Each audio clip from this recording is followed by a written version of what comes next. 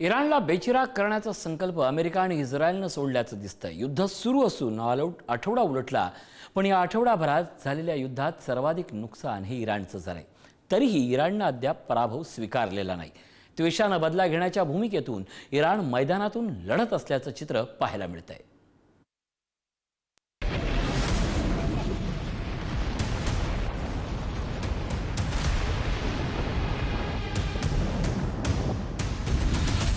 America Israel या देशाने Iran विरुद्ध पुकारलेल्या युद्धाला आता 8 दिवस उलटून गेले, तरीही युद्ध सुरूच आहे। तेहरान जवळ असलेल्या तेलाच्या साठ्यावर आणि रिफायनरीवर इस्रायलनं 9व्या दिवशी हल्ले केले।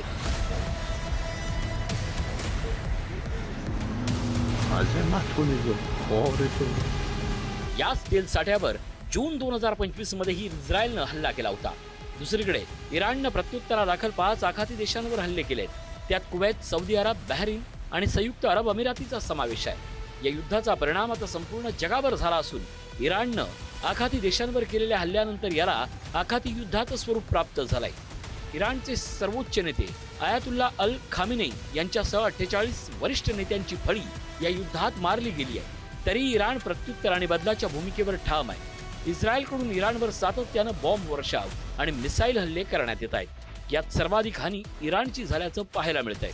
इराणची राजधानी असलेल्या तेहरान, इस्फहान, मिनाब, कुर्द प्रदेश, कुम, करज या शहरावर इस्रायल आणि अमेरिका अद्यापही हल्ले करताना दिसतात। यात प्रामुख्यानं तेल साठे, लष्करी तळ, क्षेपणास्त्र केंद्र लक्ष्य करण्यात येत आहेत। एकूणच लो कॉस्ट ड्रोन वापरून अमेरिकेचं जास्तीत जास्त नुकसान करणं म्हणजेच $20,000 मध्ये तयार होणाऱ्या शाहीद ड्रोन्सला इस्रायल त्याचबरोबर अमेरिकेच्या बेसिसवर त्या ठिकाणी झाडणं। अर्थ भविष्यामध्ये इराण हा मिलिटरीच्या पॉइंट ऑफ व्ह्यूने अमेरिकेसमोर हारणार आहे, पण इकॉनॉमिक ॲट्रिशन म्हणजेच मोठ्या प्रमाणामध्ये अमेरिकेचं नुकसान करणं, त्याचबरोबर सायकोलॉजिकल वॉरफेअर आणि असिमेट्रिक वॉरफेअरच्या माध्यमातून येणाऱ्या काळामध्ये इराण हा अमेरिकेला असंच परेशान करत राहणार आहे। आणि मुळात जितकं हे युद्ध लांबेल तितकं अमेरिकेसाठी आणि त्यातल्या त्यात डोनाल्ड ट्रम्पसाठी हे किती क्लेशदायक ठरेल असाच प्रयत्न इराण येणाऱ्या काळात करू शकणार आहे।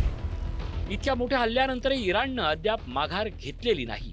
अमेरिका आणि इस्रायलला धडा शिकवल्याशिवाय शांत बसणार नाही अशी इराणची भूमिका आहे। इराणनं Israel, Kuwait, Saudi Arabia, Bahrain आणि संयुक्त अरब अमिराती यांच्यासह 5 देशांवर हल्ला करून प्रत्युत्तर दिलंय। अमेरिका आणि इस्रायल विरुद्ध 6 महिने युद्ध लढण्यास सक्षम असल्याचा दावा IRGC कडून करण्यात येतोय। आखाती देशांवर केलेल्या हल्ल्याबाबत इराणनं आता माफी मागितली आहे। आखाती देशाच्या भूमीवरून जोपर्यंत हल्ले होत नाहीत तोपर्यंत त्यांच्यावर हल्ले करणार नाही अशी भूमिका आता इराणनं घेतली आहे।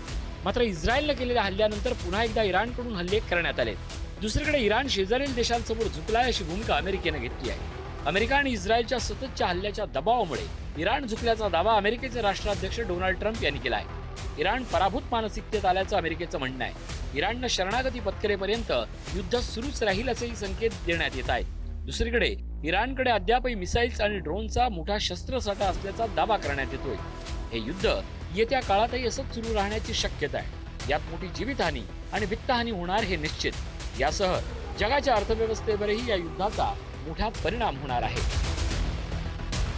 ब्युरो रिपोर्ट, पुढारी न्यूज, नवी दिल्ली।